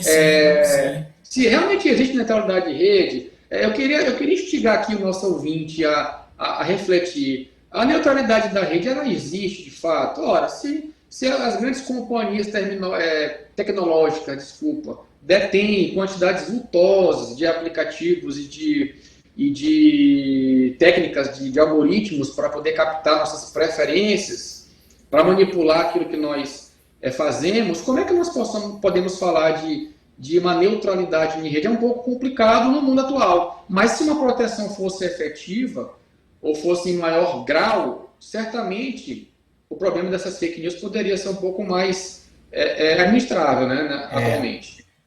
É verdade. Eu sou da seguinte percepção, que não há neutralidade, né? Essa neutralidade ela é um discurso talvez até lá do início, né, Ela das pode até redes. existir, Roger, uma neutralidade formal, né? É, Aquela neutralidade como se tecnicamente se passa, se propaga, ou se isso, deveria ter. isso. Mas até a legalidade, desculpa, a neutralidade substancial, a gente tem que ponderar muitas coisas. É, Quem fala muito é, disso é um professor lá de Granada também, Juan Francisco Sánchez Barrilau. Tem um artigo muito interessante que ele fala sobre a era Trump. Ele sim, trata exatamente disso, da neutralidade formal e neutralidade material. sim. Que são duas coisas diferentes, realmente. Eu acho que eu concordo. A formal, né? Talvez naquela questão da tecnologia, dos meios, né, pelos quais, né, se propagam, se captam, ou se disseminam, ou transitam essas informações, é mais do maquinal, né, da esfera do artificialismo, do tecnicismo. Mas o direcionamento, né, de quem está por trás disso, de quem comanda esses meios, né, ou de quem captura ou capta esses dados e o que faz com esses dados, aí é que a gente já não pode dizer que há uma neutralidade, né, porque há sempre interesses maiores ou menores, né, para um lado ou para o Expressos outro. ou subliminares, E né? subliminares, muito bem. Muitas vezes eu quero crer até que a maioria deles é subliminar. E a outra questão que é do caos, né, ou da anarquia, né, de dizer não, deixa a internet vai se autorregular, que nem falam os economicistas, né, os economistas, alguns, né, algumas linhas falavam do mercado, não, o mercado se autorregula, não precisa de muitas regras, porque as trocas, as negociações, né, o comércio, ele mesmo, né, vai se ajustando, vai se autorregulando, mas a gente sabe que não é bem assim, se deixar no anarquismo, né, tanto o mercado quanto a internet a gente deixa na mão de deep web, de crimes que vão sendo cometidos a todo De tempo, discurso de de discursos de discurso de ódio, de ódio. propagação Essa desses anarquia discursos. ela pode ser retratada exatamente nessa participação da sociedade, que acaba vendo no próximo um problema em si mesmo, Isso, que de repente por ter uma resposta de uma instituição que não era talvez aquela que ele achasse que era correta, e aí vem aquela ideia de pluralismo social, ele isso. acaba trazendo um discurso mais inflamado.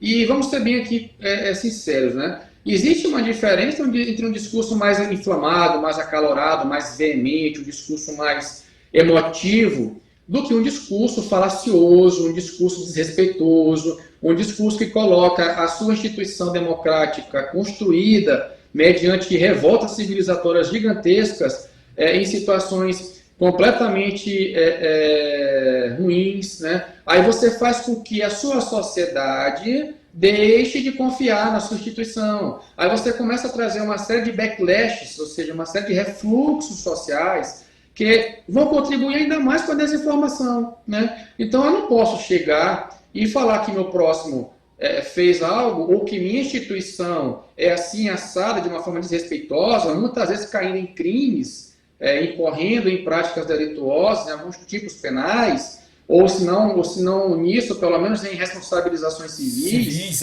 não é o é, caminho, né? Se o é. caminho é você defender a informação, você não defende a liberdade de expressão, você não defende o seu espaço de participação, dizendo que a minha liberdade de expressão e de informação ela é plena 100%, né? Isso não existe. Eu vou até aqui trazer à baila algumas exceções. Ora, a pornografia infantil ela não pode ser divulgada, ela é uma Nunca, restrição. não. É mesmo. Aí pergunta por quê? Em Precisa nenhuma dizer por situação. E quê. aí não se pode abrir exceção, né? Ah, desse caso Exato. pode, aquele ali não. Não, é nenhuma. Injeções industriais, contratos comerciais específicos Não não podem ser podem. divulgados. Não Então, podem. isso são restringidos. E por isso acontecer numa sociedade, essa sociedade não é tão democrática? Claro que é democrática. Então, Claro, claro, democracia claro. não significa com liberdade plena. A liberdade ela Absoluta, não pode né? ser Absoluta. absoluta. Não, veja que até a Suprema Corte Americana, na sua interpretação da primeira emenda, não trata em todos os casos como a minha liberdade seja plena ao extremo, não. Existem casos que houve alguma restrição. Mas o que é que acontece para restringir? Depende das circunstâncias dos casos Sim, concretos. Depende daquilo que está sendo discutido, né? Por isso que não há uma receita de bolo pronta e acabada, mas sim sim. há uma pluralidade de discursos e há uma multidimensão de atitudes entre instituições, jornalismos, ou seja, os jornalistas, a sociedade civil organizada e a função do Estado, né? Todos juntos trabalhando em prol da defesa da informação, o que é algo muito difícil de acontecer e de se fazer na nossa sociedade. Muito difícil mesmo. É um desafio muito grande que a sociedade como um todo vai ter pela frente, né? E aí eu vou colocar todas as instituições em suas funções estatais. O executivo vai ter, o legislativo vai ter, porque tem uma responsabilidade na mão que vai ser justamente de regulamentar, e o judiciário vai ter ainda, né? Por enquanto, Julgar sem a lei, né? por enquanto ainda não tem tanto, mas vai ter primeiro esse desafio inicial que é julgar sem a lei, e depois, quando houver a lei, julgar com a lei. E aí a gente vai para uma outra questão que me veio à mente agora com a sua fala, que é essa questão da Sim. lei, né? Mas a gente vai depois falar para encerrar, quando a gente caminhar para o final, a gente vai falar das instituições e do PL 2630-2020. Mas antes disso, é a questão que me veio à mente é a seguinte: tudo bem, já é, vamos dizer assim, já há um certo consenso ou um caminho para um consenso de que não se pode deixar ao léu, não se pode deixar a total desproteção e ao anarquismo. Dizer assim, não, faça o que quiser, a neutralidade, tudo bem. Aí vem o outro lado. Eu gostaria de saber a sua percepção. Na busca da punição, né, das sanções aos futuros casos que forem levados ao conhecimento das instituições que deverão sancionar, deverão punir, deverão regular. E aí a gente vai para o judiciário, obviamente que a gente está falando aqui já numa perspectiva mais do judiciário. Ao seu ver, punições, sanções de caráter penal serão melhores ou sanções de caráter indenizatório, né, de natureza civil, né, cível, serão melhores para esse tipo de crime, né, porque a gente vai ver que tem um tipo, né, a facticidade, a tipicidade das condutas e a origem mesmo do que virá a ser esse crime, as condutas a serem praticadas, né? A gente tem que ver como o legislador vai pensar isso, mas se eu ver por uma mão única, digamos, penalizar e aí para aquela questão de restrição da liberdade, enfim, ou mesmo ficar mais só nas indenizações, nas punições pecuniárias, seja para pessoas físicas, seja para pessoas jurídicas, porque a gente vai falar aí de empresas, né? A imprensa de modo geral pode ser tanto um jornalista sozinho ou independente, quanto pode ser, digamos, um órgão, né? Um órgão, O uma grupo de entidade, jornalismo. e aí é uma pessoa jurídica. E o indivíduo sozinho pode ser um dono de um site, de um canal, de um blog, ou pode ser um grupo de pessoas que compõem uma entidade personalizada, enfim, uma pessoa jurídica, que são cidadãos, né? Não representam necessariamente uma instituição midiática, mas que também podem vir a ser sancionados por alguma Sim. dessas condutas. Então a pergunta é, para resumir que ela está muito comprida, o senhor veria, por um lado, de sanções penais só, pura e simplesmente, sanções administrativas ou cíveis, ou um misto das duas, para quando essa regulamentação vier depois do uso desse diálogo aí entre corpos? Bom, essa indagação ela é uma pedra de toque do parlamento, né? O parlamento brasileiro ele está passando por um debate bastante difícil, porque é difícil o tema. Imagine você regulamentar o fenômeno global de fake news. É algo muito difícil. né? Temos que reconhecer que isso não se faz da noite para o dia. Isso se faz mediante muitos debates, e é o que tem acontecido no parlamento brasileiro. O parlamento brasileiro está com um procedimento, ou seja, um projeto de lei em trâmite, né? Deixando bastante claro para o ouvinte que no dia de fechamento da edição do livro, o projeto se encontra na Câmara dos Deputados, ainda tem uma onda de debates ali para se travar, e o projeto ele pode trazer ou rumar para novos caminhos, até chegar na sanção ou veto, né, do presidente, e aí se acontecer o veto, existem as justificativas, se não acontecer o veto, existe a sanção. Então, o caminho legislativo do procedimento democrático de elaboração desse regramento ainda tem aí algumas cenas muito importantes a partir de agora. Mas veja, hoje em dia nós temos o quê?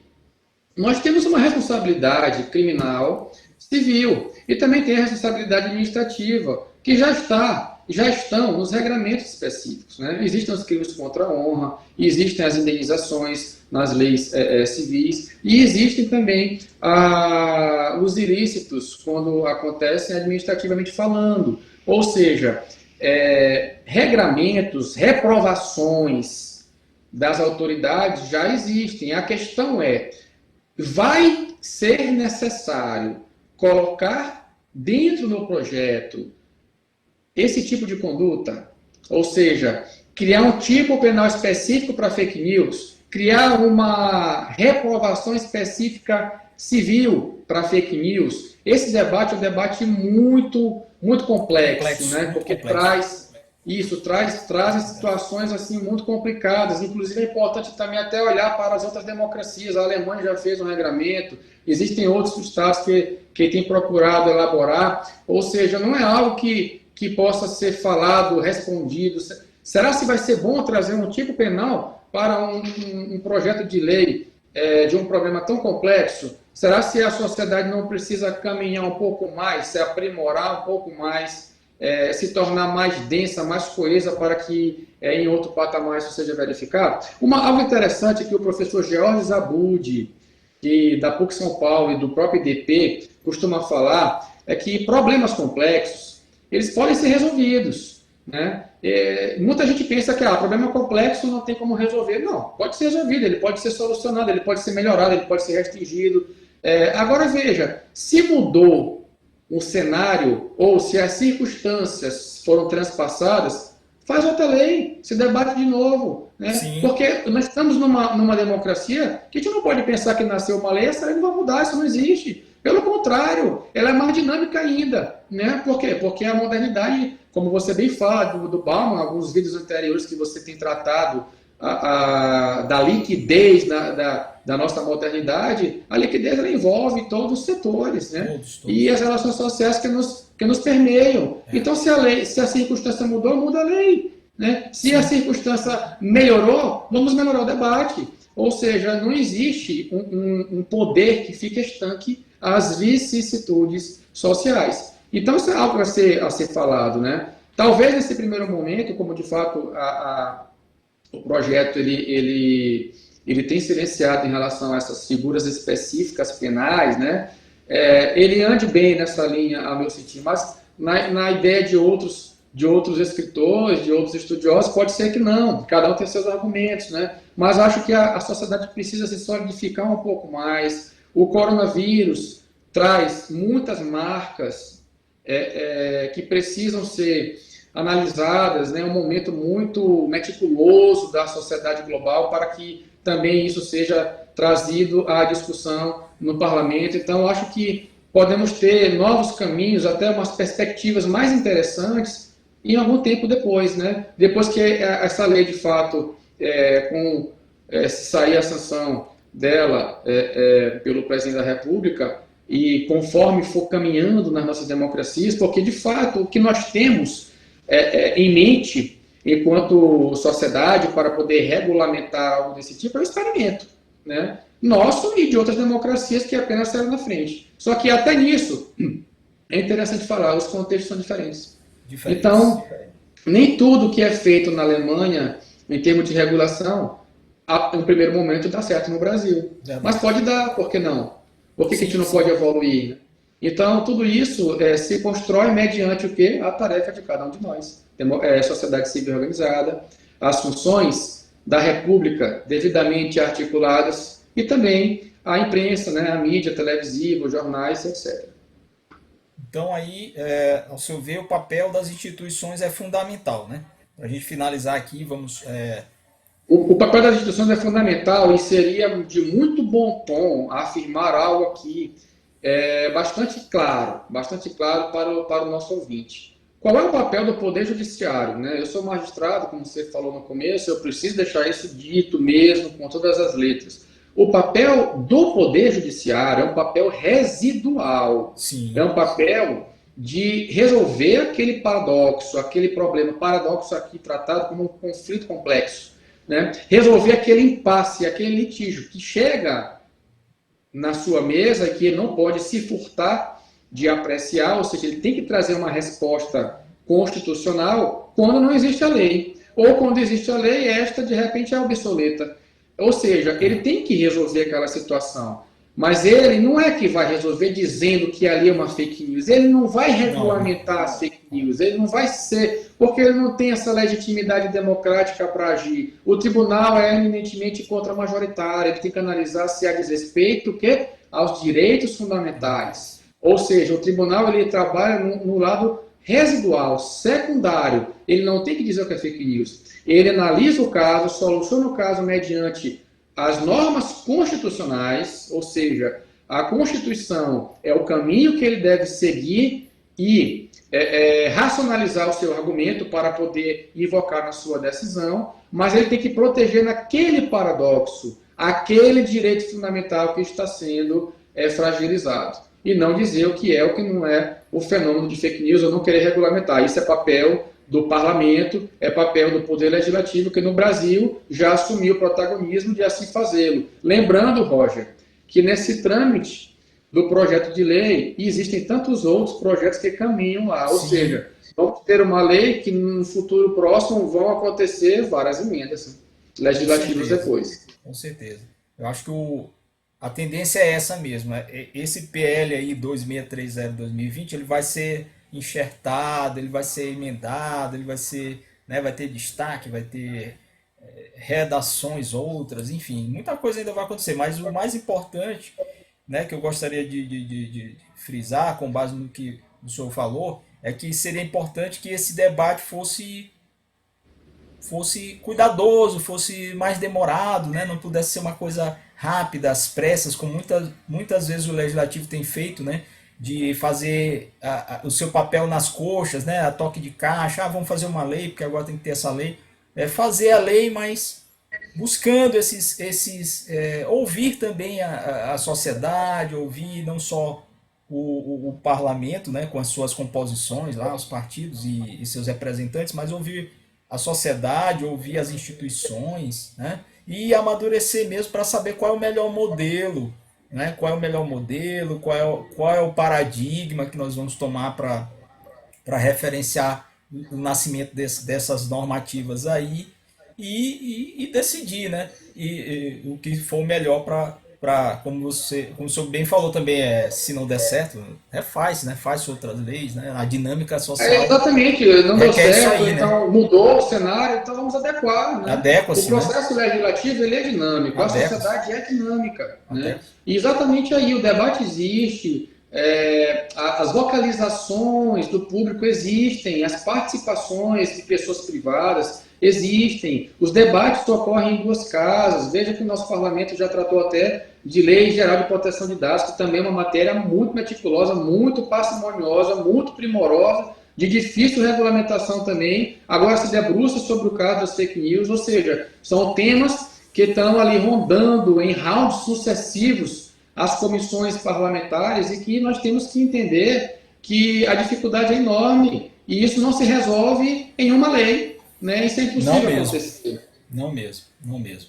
E mais ainda, a partir do que a gente tem dito aqui, agora nesse ponto final, que é o seguinte, retomando a sua fala, o judiciário, lembrar a todos, lembrar a sociedade, lembrar quem nos assiste aqui, como bem ficou destacado na fala do doutor Paulo Menezes, o judiciário vai pegar isso de forma residual, ou seja, não esperem que vai ser o judiciário, seja lá que for, Supremo, né? Muito embora eu não tenho dúvida que daqui a mais um tempo várias dessas pendengas vão chegar lá para dizer, isso daqui é o que é constitucional, não é e tal.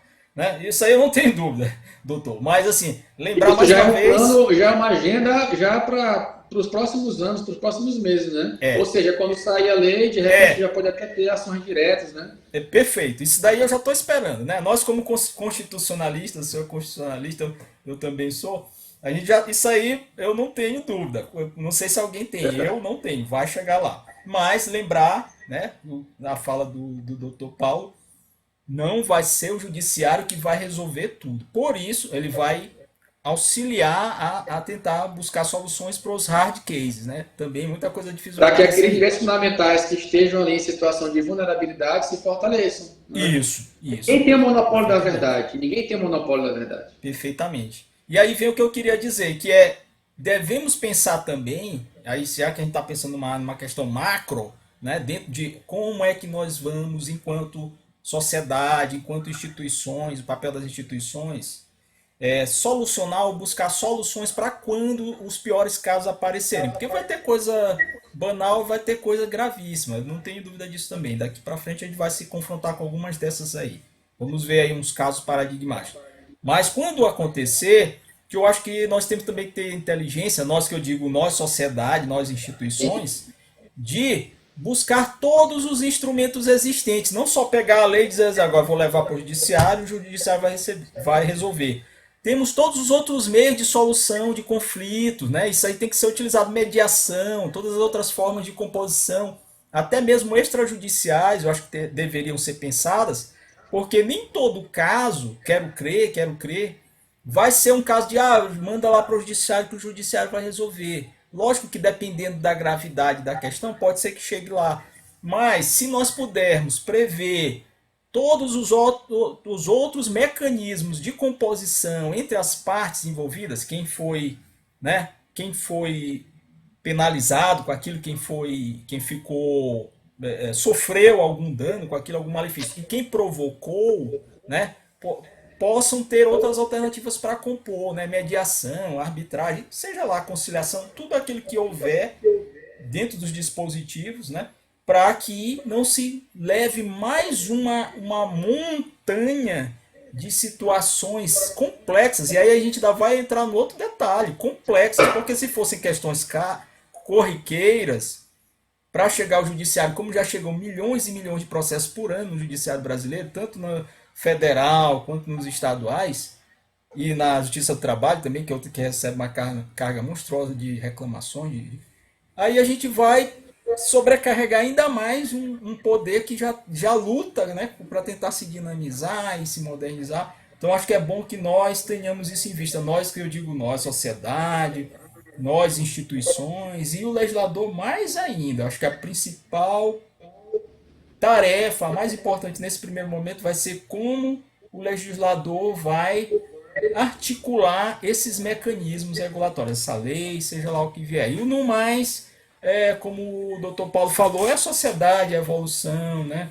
É o caminhar lento para a gente ver o que vai acontecer mesmo, o que não vai, o que vai prevalecer, se são sanções administrativas, né, penas pecuniárias, indenizatórias e por ali poderia ficar, ou se vai chegar a ter que recrudescer em algum caso muito, mas muito, muito específico. Né?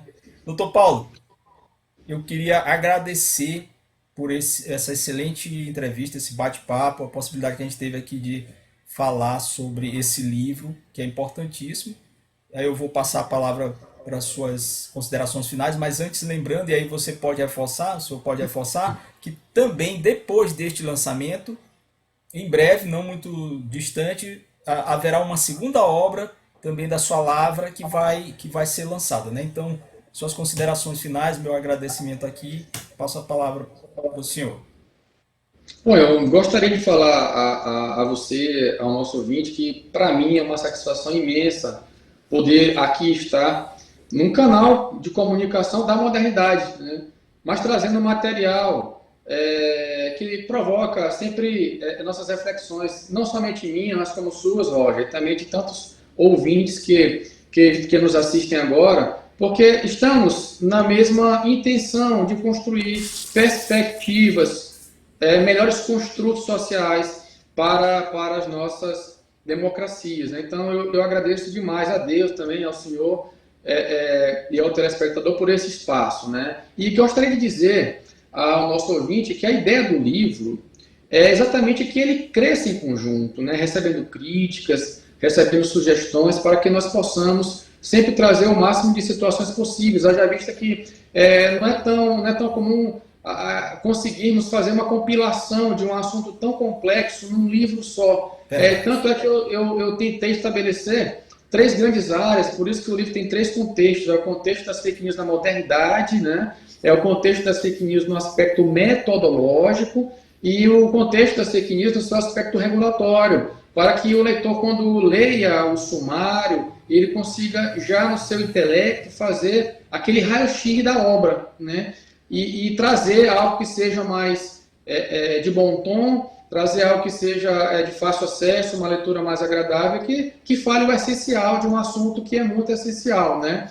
Como o Gabriel Garcia Marques fala, nossa vida é repleta de oportunidades, mas precisamos também agarrá-las, né? Precisamos querer ser efetivamente pessoas comprometidas com o nosso futuro, com a nossa permanência enquanto sociedade, porque quem vai usufruir disso somos nós, são os nossos filhos, são os nossos netos, e podemos fazer cada um a nossa parte para que nós possamos construir uma sociedade com notícias lícitas, com notícias verdadeiras, e que possamos entender que o espaço digitalizado é algo maravilhoso, mas que precisamos contingenciar esses problemas para que nós possamos ter novas perspectivas de vida. Eu queria agradecer mais uma vez e dizer que eu estou sempre à disposição do canal, à disposição do ouvinte, né? Pode entrar em contato comigo pelos elementos modernos que estão à disposição de todos. Muito obrigado.